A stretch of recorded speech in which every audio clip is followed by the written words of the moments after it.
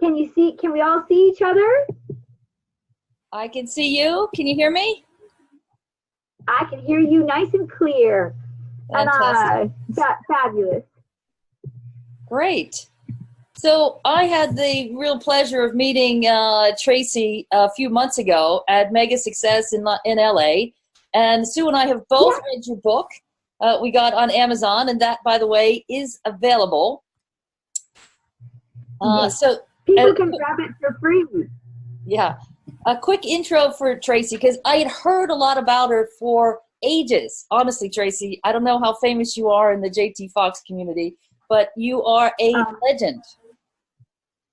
Well, thank you. Tracy is also a TV show host, a Tedx best-selling author in business and self-help, #1 international mega success speaker, and I can vouch for that. She's the #1 global women award-winning transformational leader. She's an honored humanitarian, a success authority, and a decorated athlete. Tracy, Unstoppable Tracy supports peak performance in you by disarming your limiting beliefs to thrive as the best version of yourself or business.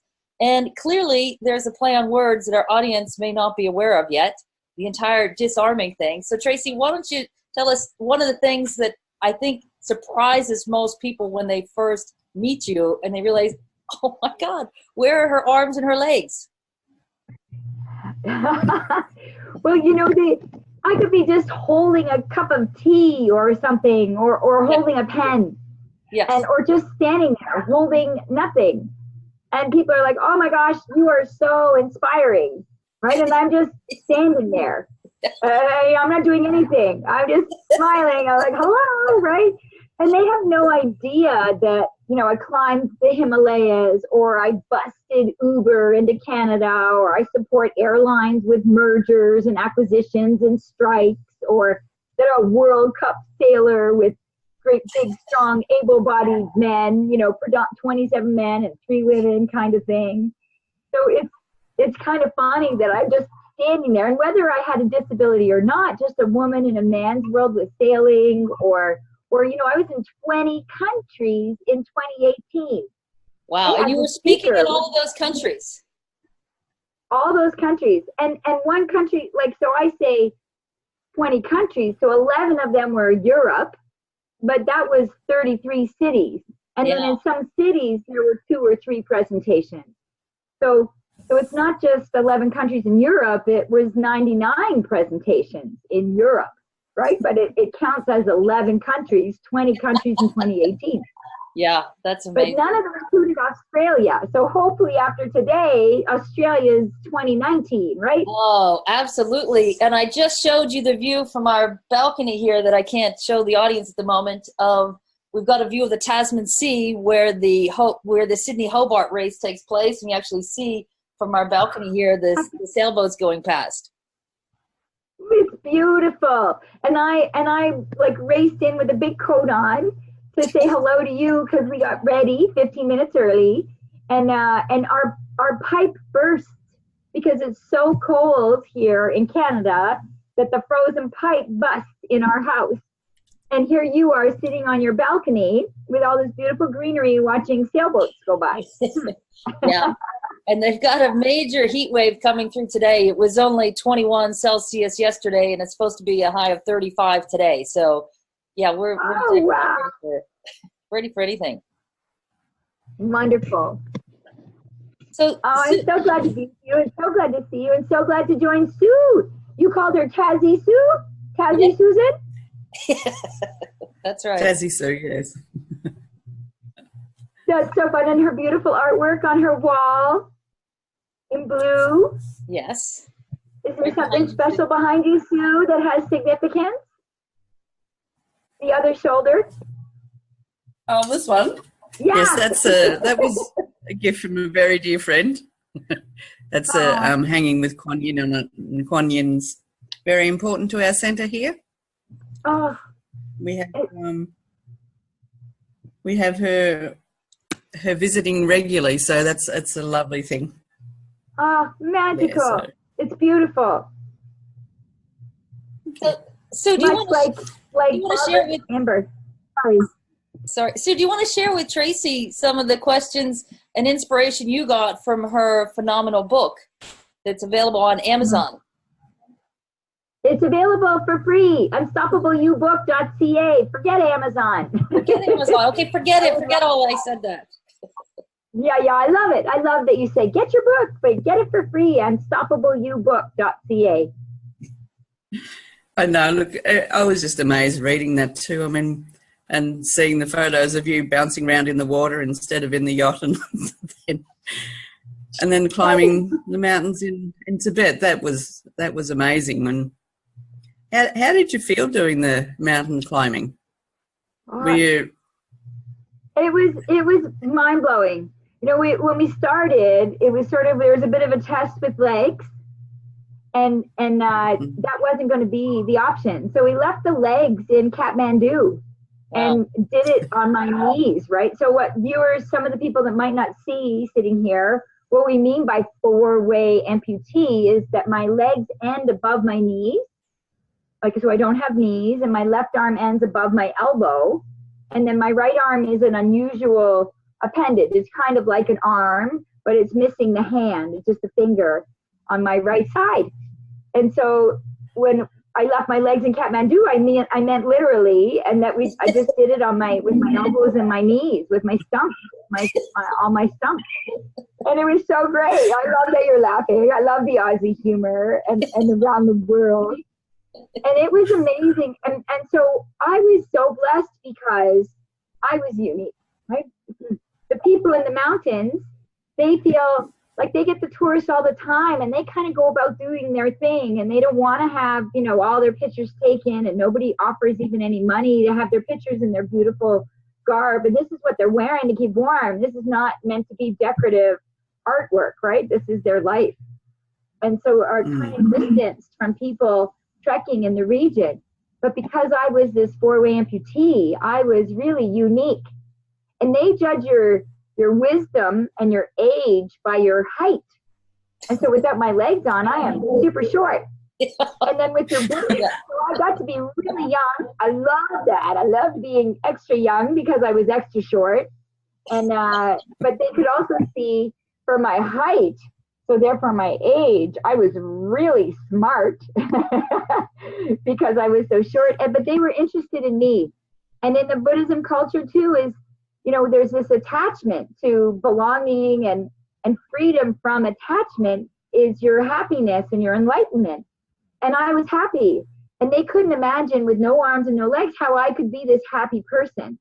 So therefore, because I'm smiling at them and their wonderful, welcoming ways, I must be very enlightened because I'm not attached to needing arms and legs. Yeah. And so clearly, in Canada, I've got technology on my side. I've got legislation on my side. I have more awareness on my side than they do in Nepal.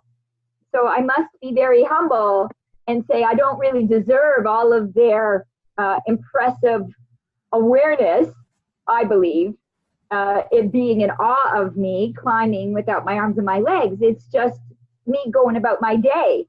But because of their interest in me, they figured I had this grand enlightenment, and they followed me everywhere. Like they followed me around the mountain. If I was to go to the washroom, I would fall asleep with people watching me, and I would wake up to people watching me. And if you were lucky, in like 10 days, there was this one waffle sheet metal kind of built shower, which is basically just a bucket of water that they pour over your head between these four sheet metals that are prompted up. You can imagine there's like little peekaboo holes in between the sheet metal corners. And so I'm in this sort of makeshift shower, loosely called shower. Basically, I'm in between four sheet metals with a bucket of water when I say, okay, and they'll dump the bucket on me, right? So I'm in there, but there's all these eyeballs, looking through the sheet metal corners. Even when I got to have that one bath hole, or shower cleanse down. So, everything. It was amazing to be so close, but it was vulnerable. They saw me do my everything. And I mean everything, every time I moved. So that, it was pretty phenomenal. It was mine, and it was the most beautiful place of rolling mountains that I've ever seen in my life. And I've been to over 40 countries, but it was also the most impoverished and heartbreaking from the poverty and the water that the children, like there's 3-year-olds that are babysitting babies on their back, so that the parents could go try to do rice fields. Oh, look at that. There's some fun action. And we're keeping Sue on her toe because her eyes are in amazement. She needs you and me to fake it that she's not running around circles with you. So it was pretty fabulous. It was incredible. I love. Yeah, it would have been a fabulous experience. And I've been around a lot of places in the world and done a lot of things. And I was always reluctant to go to Nepal because it would just challenge my body too much. And yeah, thank you for putting me back in my box there. So. You can do it. I can do it. You can do it. Yeah. You know what? Absolutely. The part I thought the funniest from your book, Tracy, and I know it's a serious book all about how you work with businesses and all your consulting and all the things you do, but the story of you learning how to drive and after you started to drive. Could you share that story with the audience here? Absolutely. Absolutely. And it's like whenever you learn anything new, right? So I just started to drive. I just got my driver's license. It took me over 30 years. Well, 16 years. You got to be at least 16 to get started. So it took me over 16 years when everybody else, all my other friends did it at 16, but it took me another 16 years to make it happen because people were wondering how without arms and legs. And then, we need $60,000 to adapt it so everything's voice. And so I finally, in being successful in a career and getting at Air Canada and doing consulting, I'm like, okay, I can finance a vehicle and I can make this happen for the hand controls and all of the bells and whistles that you're talking about what I needed. And it ended up being a $750 hand control. It was a cup for my arm, and there was a pole to the gas and a pole to the brake. And my hand was able to steer the car and do the horn and switch the left turn signal and all these pieces. It was easy. So the $750 was an off-the-shelf, regular hand control, pole to the gas, pole to the brakes. All we did was we added a cup. And so this little arm is what I drive my car with. Wow. But so 16 years I've been trying to figure it out. And transportation is one of the most massive obstacles. Right? I can work. I've got an MBA. I'm a teacher. I've traveled to Nepal and Jamaica and Mexico and Uganda and all around the world. But my biggest obstacle in anywhere is when I'm working is the transportation to and from the location. This is before driving. Uber. This is before Uber. Before Uber. Yes, Uber is very, very recent, especially in Canada. Yeah. So before we bust, and this is what I fought for Uber for, was to bust Uber into Canada so that transportation was easier. So I get my driver's license finally when I'm 30 with the big Air Canada job, which was fabulous. And I get this lightning. I'm like, I could go for fish and chips. And it never ever had a spontaneous wish for fish and chips or McDonald's as a teenager or steak and lobster or shrimp on the Barbie probably is what you guys might be saying in your neck of the world. Right. And so to just go get it, right? For me, it wasn't a spontaneous thing. I didn't ever order anything spontaneous that didn't involve takeout, drive to your door, potentially. And I got this realization. I'm like, I'm craving fish and chips. I don't have to crave it. I can just go get it. And I remember walking in and I'm like, I would like fish and chips, please. And the guy behind the counter is like, I wonder what she is so excited about, because he has no idea that this is the first time that I've driven myself from the driver's desk to him. It was the first place I drove to and alone. And he was just like, she's a little over the top excited. And I saw on the side of the restaurant a beer in the fridge. And I'm like, can I have that too? I thought, wow, I could take out beer. But in Canada, at that time, you couldn't take out beer. And he's like, you can't take that out. Like, he thought I was nuts. But of course, I've never done pickup with a car before. And so it was pretty fun to just order my fish and chips on a whim and drive there and do it.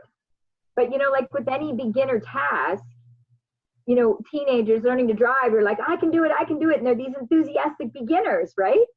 And then they start to drive, and then it's like, oh, parallel parking, merging on a highway, reversing into a driveway, like all these things that are harder, and you become this disillusioned learner, which is really tough, right? Yeah. And then you get to this point where you're over capable or you're over cautious. So now you know how to parallel park. Now you know how to merge on a highway. Now you know how to reverse, but you're so cautious because you learned the hard way, a couple of fender benders or just some fearful moments.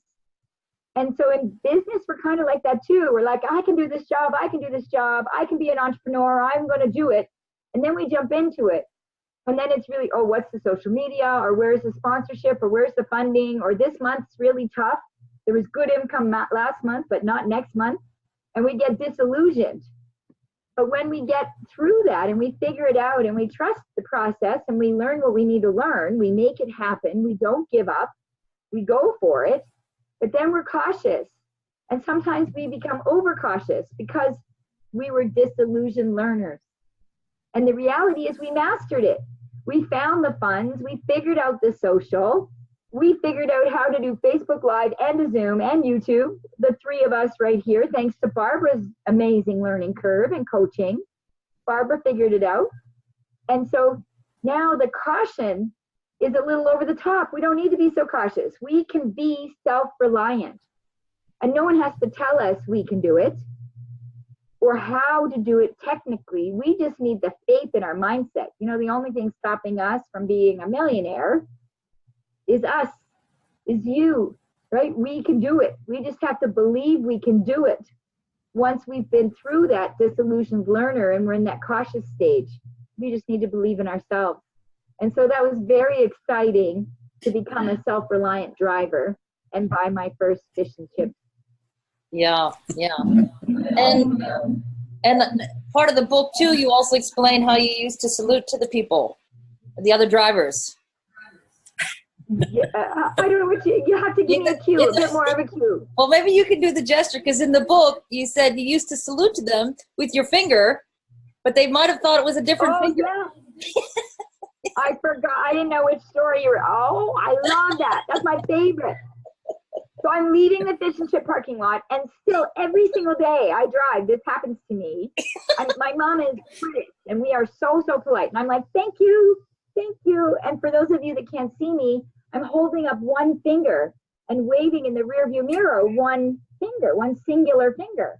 I'm like, thank you. Well, it looks like I'm giving people the bird. It looks like I'm swearing with my middle finger because it's one finger. And I only have one finger, one appendage.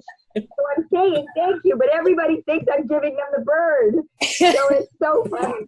Oh, I didn't realize you meant that story. I love that. No, it's story. fantastic. And I love that it ties in to how you do your business and how you do your work, how you do your coaching and your consulting.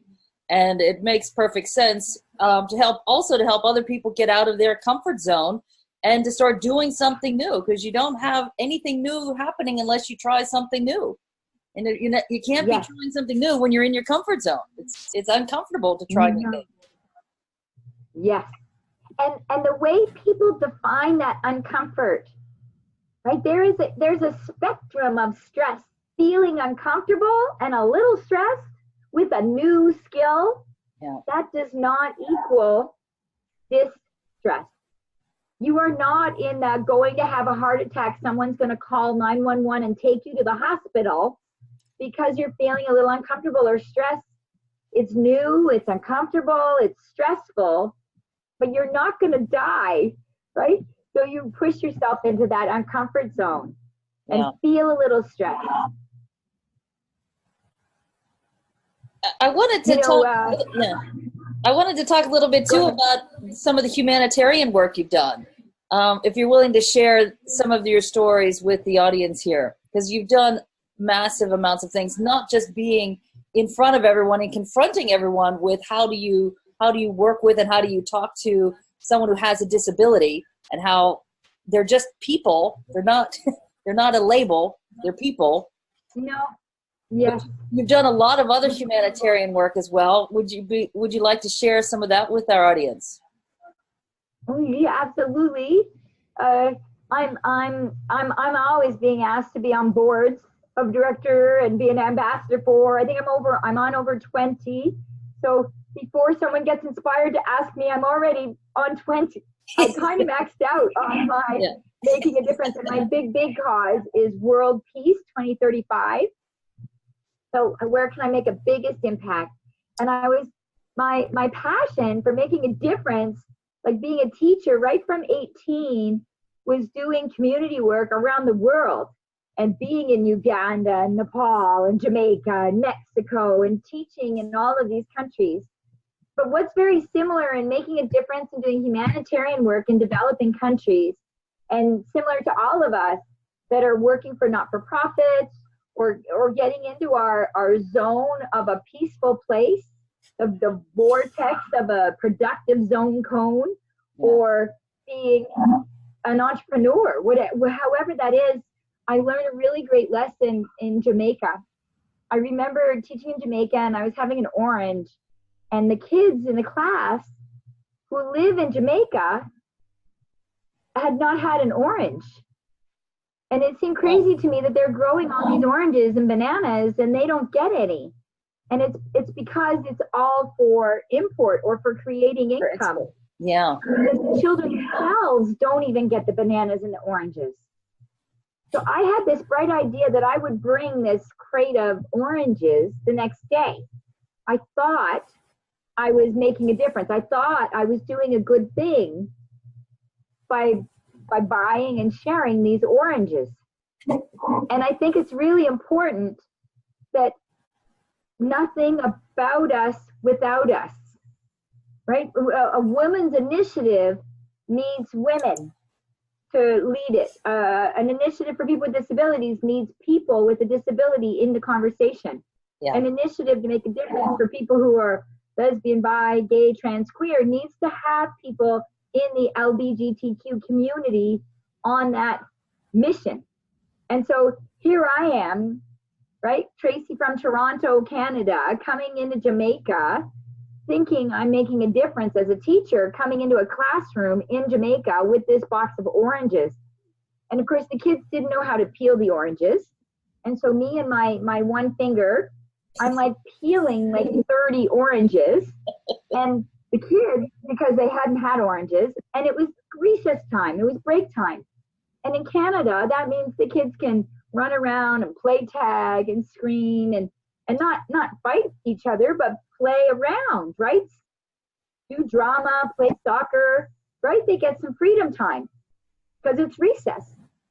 And so I'm busy peeling all these oranges, and these kids are all playing, which I, as a teacher, said, play.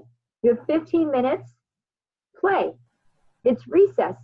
Well, these other teachers, the other Jamaican teachers, they came in with these really hard brooms and started chasing the kids around, yelling at them and beating them with these brooms. And I jump up as best as I can, and I try to get myself between me and the kids, and I got the broom on my leg because kids were hiding behind me. And I got some serious welts on my thigh. Wow. Just from being the wraparound to the kids. And the kids were getting the full brunt of it. So I can't imagine what they were getting from what looks like an easy broom, but it wasn't. It was basically like a series of sticks that they're getting hit with, that they laughingly call a broom. And it was my fault. Like, I had told the kids to play. And the teachers were saying, well, they know better. Right? You didn't know that they shouldn't be running around screaming like this. And in my heart, I was kind of like, so I wonder what the big deal is. Yeah. But the big deal was in Kingston, Jamaica, and there were 8 men with guns at the door protecting these kids. And 8 taxi drivers over the last 8 weeks had died. I don't know why 8 was the magic number, but there were 8 guards, 8 taxi drivers in 8 weeks that had died at that school. So of course they needed some kind of organization, and they needed some kind of infrastructure, and they needed some kind of, in a way, control, so that they could protect these kids the best they could. And so yes, we were in a guarded gate, and yes, it was recess time, but who knows what one thing leads to another? Like, what if they decided to jump the fence, or what if the ball went bouncing somewhere, or who knows? But it wasn't really my place, not understanding the culture. If they've never had an orange, why? Right? Why didn't I ask somebody locally, what do you think? Can I bring these oranges? And if they've never done recess this way before, how come I didn't ask, how come? Right? Why did I just grant that permission without involving local people? Right? Who am I, this big savior, to come in? What sounds like makes sense to us in Canada and Australia and around Europe, right? Why? So I really, and it's funny that I didn't know better, because I find there's a lot of people that want to make a difference for people with disabilities, so they come in with their grand solutions and their grand ideas, but they don't involve me. They don't ask me, you've never lived without arms and legs, so how come you think you've got an idea that will make my life easier when you didn't involve me in that conversation at all?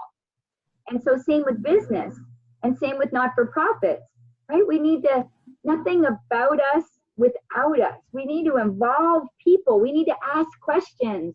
And what's your pain? And what's your gap? And what's happening now? And what would you like it to be? And how come it's not to be right now?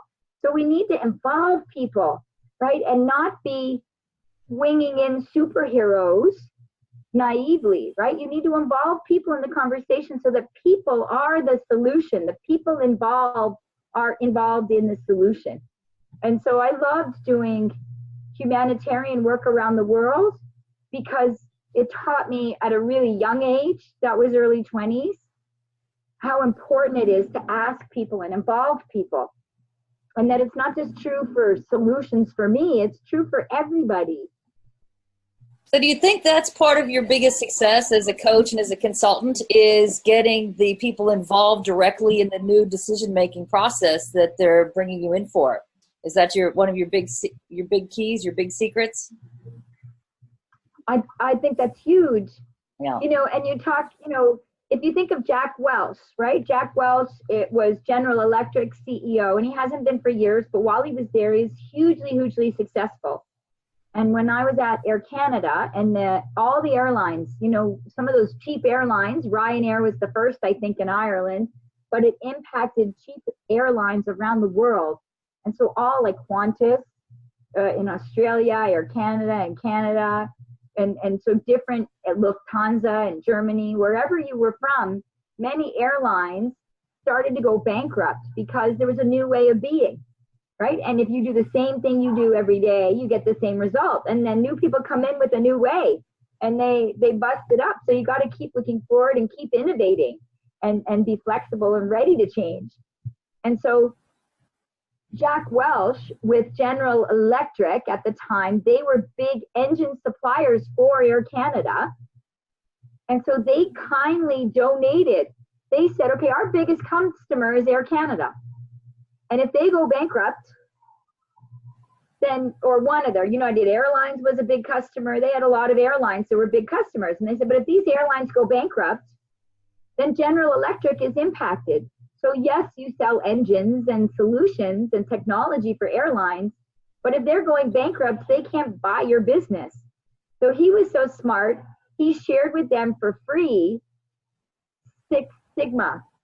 And Six Sigma, their philosophy and many of their tools are about look at what's going on now and measure what is the true reality, not what people are guessing, but what's actually happening. And what do you see? What are you observing? And ask the people on the floor that are doing the job, what is actually happening? And you gather that data, and you take work out that's unnecessary. What are steps in the process that don't need to be there, that are just time wasters. And it's like, you know, you picture this apple tree and there's this apple hanging really low. How easy would it be? Like, why get a ladder and pick all the apples from the top of the tree? Why not just reach up and grab that easy apple that's being weighed down and hanging there, gonna hit you in the head if you don't pick it, right? And so if you involve people, there are these low-hanging fruit that are staring you in the face if you just ask the right people, that could lighten the load of your big tree, of your life. Sometimes it's one-on-one coaching, sometimes it's one-on-one health reasons, sometimes it's one-on-one big business. And so it's true, you say, is that like a nugget? And it was part of the nugget. As a person with a disability that's got to figure out how to use a spoon and how to hold a cup of tea, never mind also how to save an airline from bankruptcy. And so it was great to do it in my everyday, and then have corporations and influences from people like Jack Welch with his Six Sigma coaching. And he encourages manage by wandering around, like Tom Peters, manage by wandering around. All these leadership gurus, they give us these answers if we just hear them. But sometimes our filters, we're not looking at that apple that we keep banging our head on, or we keep ducking around, right? It's hanging there looking at us. If I pick that apple, I don't have to duck anymore. And I have the nourishment to eat my lunch, right? Like, so we do this in life sometimes. We put some obstacles in our own way. And so someone outside of ourselves, someone like Barbara or someone like Sue, who's on the outside looking in, they can see it. You're just so used to ducking. You're like, oh yeah, that's always been there. I'm just gonna duck. Whereas Barbara and Sue, you're like, how come you're still ducking? I'm like, oh, well, it's hanging there. Oh yeah. And is it unremovable? Oh no, you could pick it. Oh, so how come you haven't picked it? I don't know, right? Like, so it just takes, like, you guys asking me questions, are natural coaches, and support people in a more balanced life, because you see the fruit that sometimes we're used to just working around when we don't have to. Yeah, that makes perfect sense. What do you think, Sue? Yeah, the simplest answer is always in plain sight, but we very rarely do see it. Yeah. Yeah. It's so true.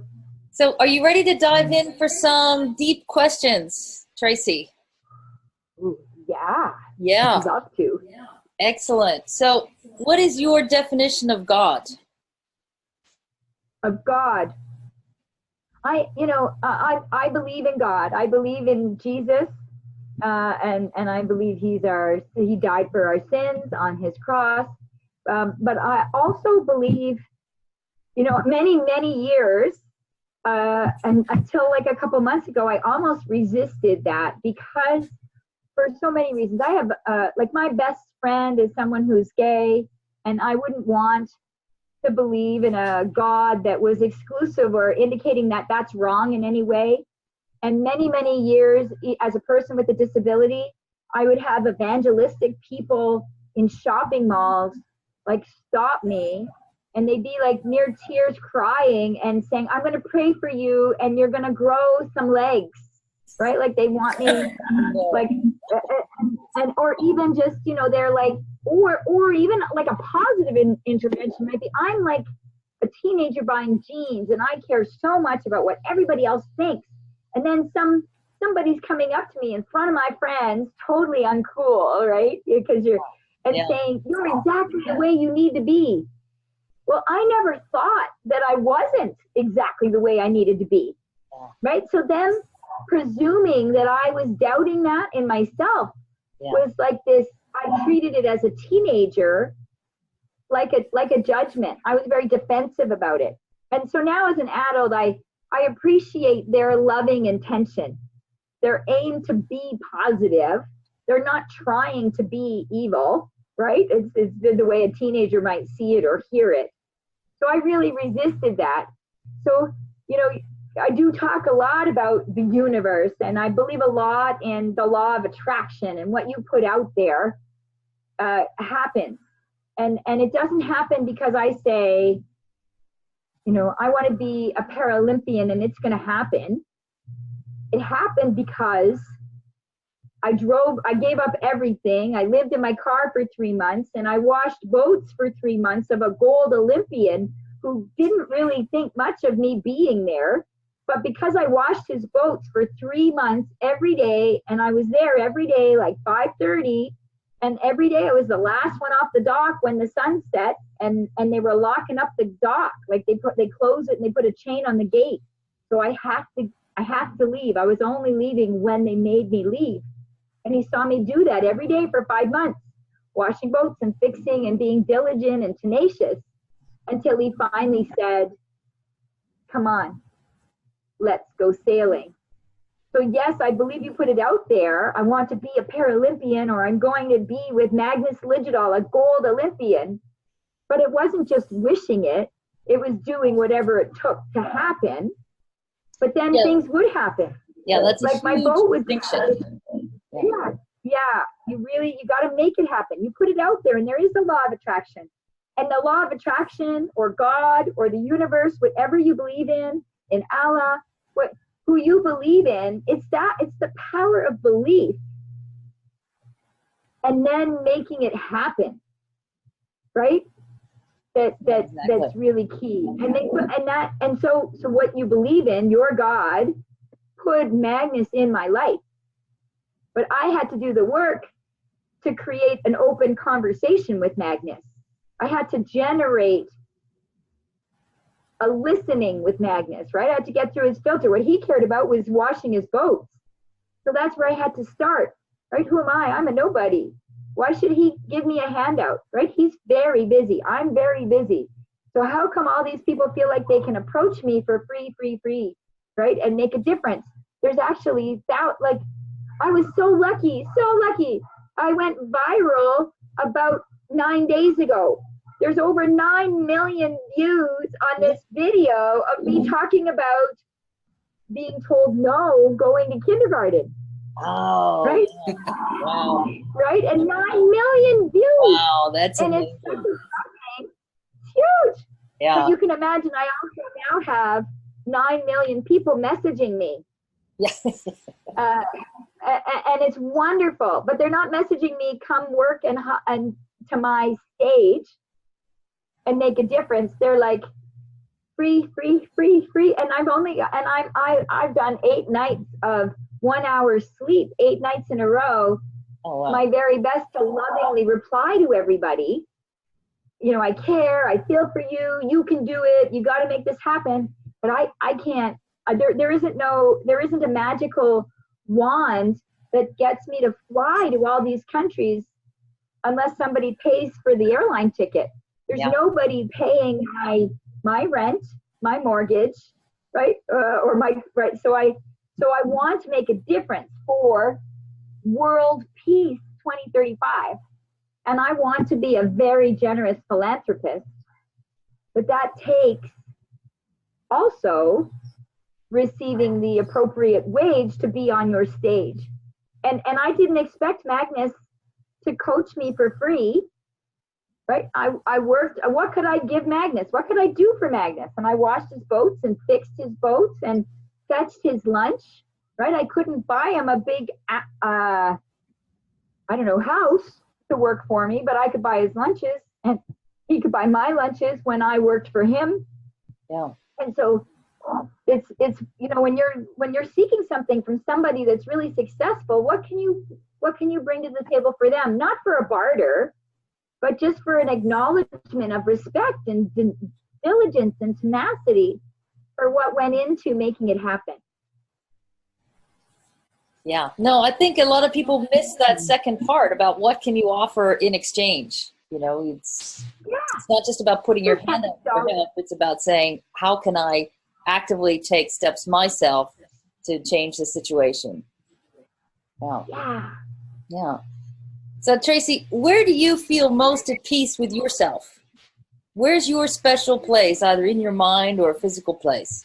What is that? What does that magic place look like? Where you feel most at peace? I'm most at peace, and time just disappears. You put me in a boat And I have no idea how much time passed. I remember going out, I was in the North Sea in Holland on this island called Robinson Crusoe Island. And it was part of an expedition on a tall ship. And we used to go from port to port to port in North Sea in this community adventure type of group. And I wasn't the lead. Kathy Smart was the lead facilitator, but I was a support to her of sorts. And so we had this free day on this island, and there was a sailboat, a catamaran. And I went off for half an hour to sail just close by in this catamaran.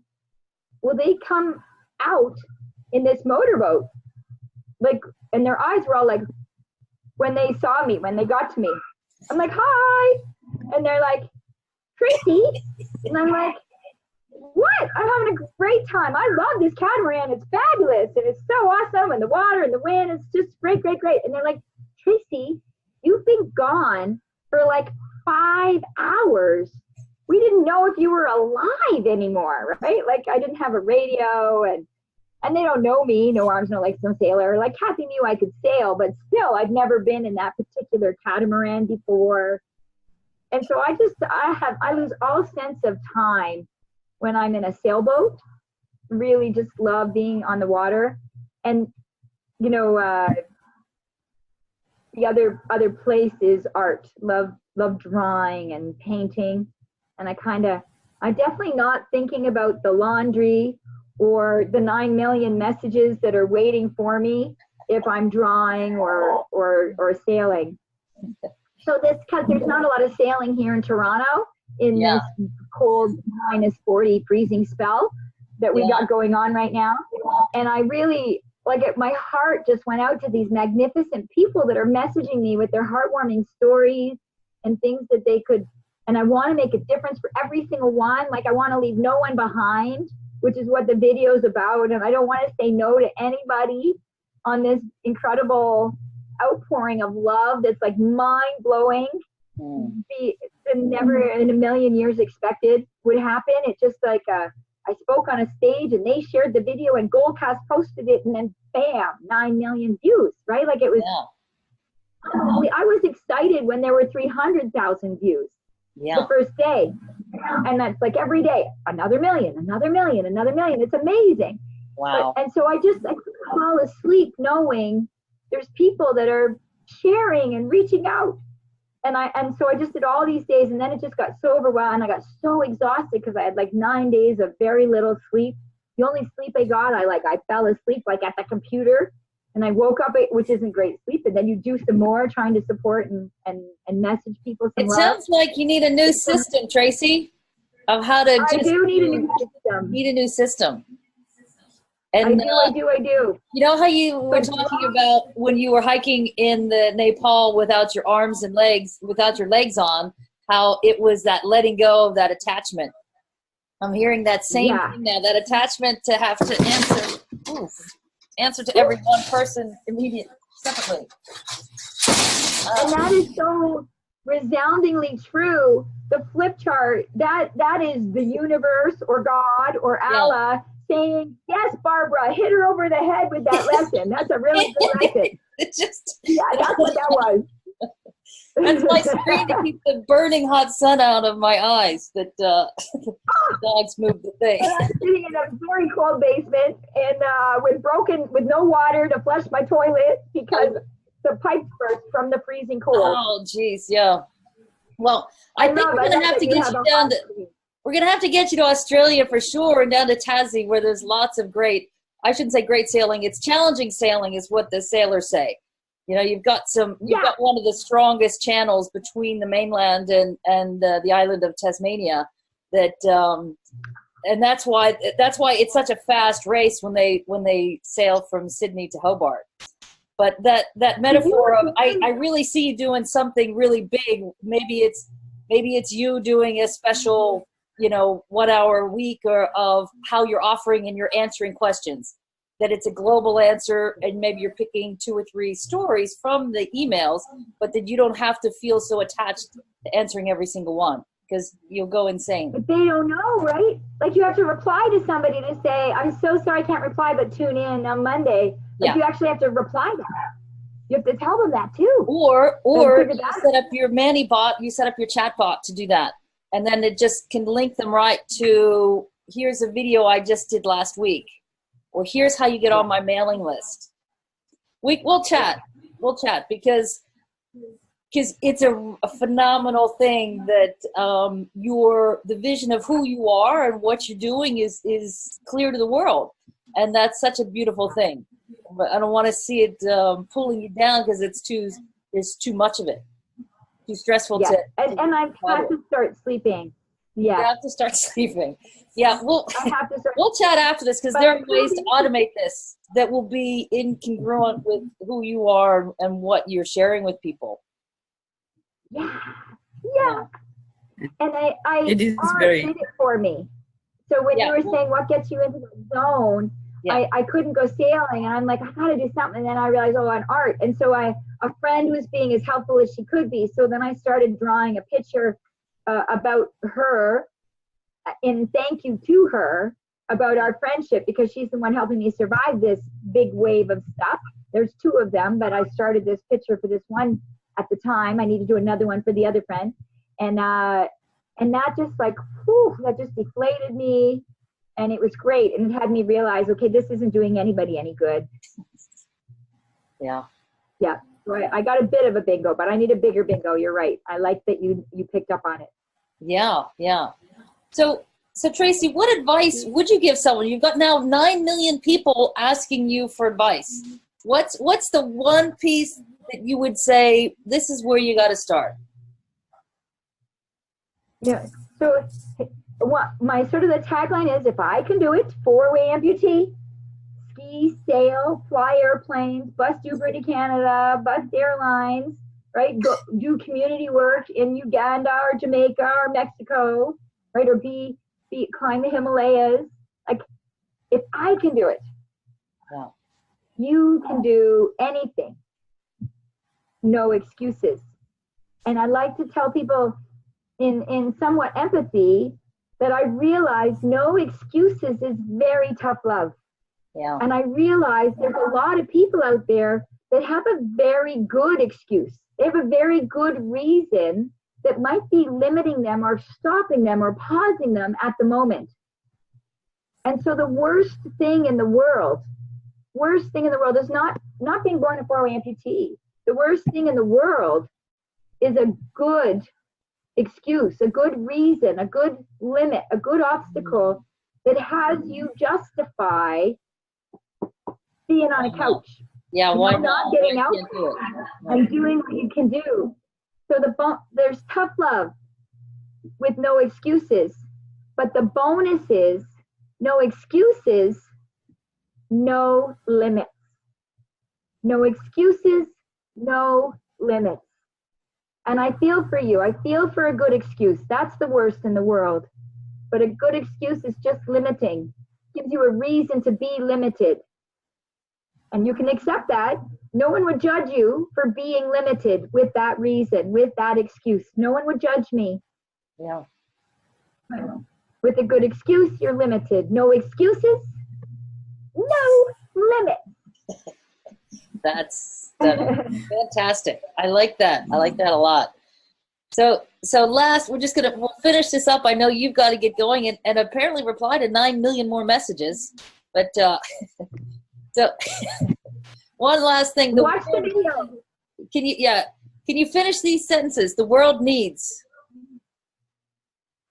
The world needs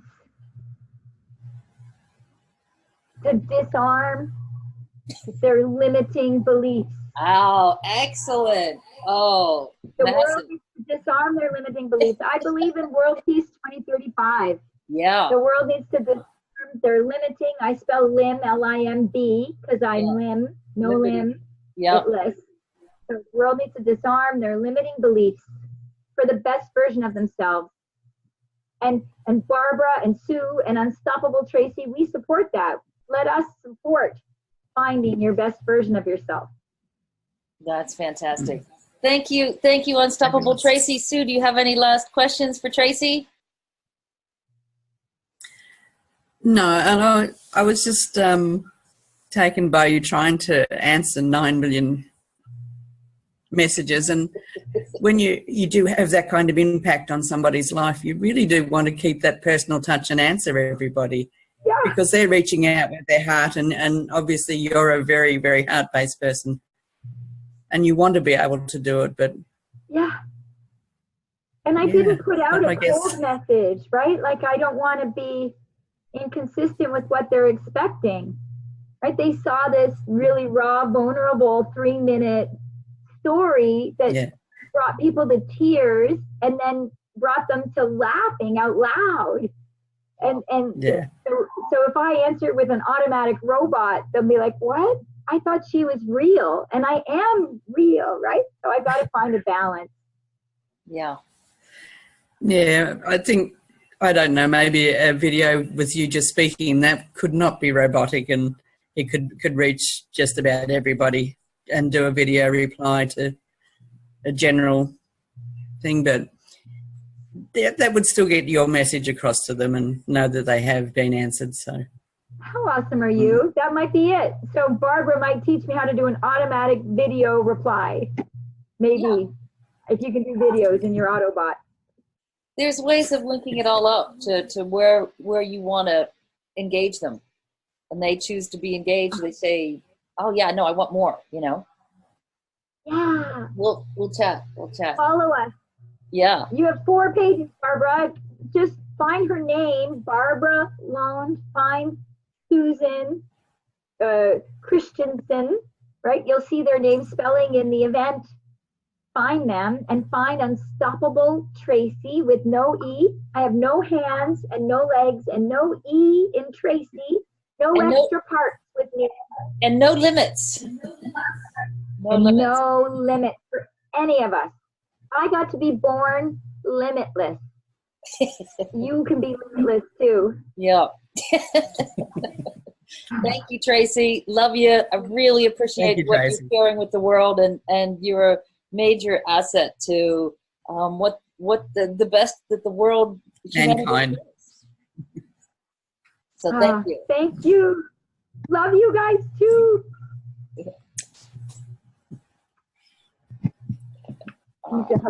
Stop the video. I can stop the recording here. Thank you, Tracy.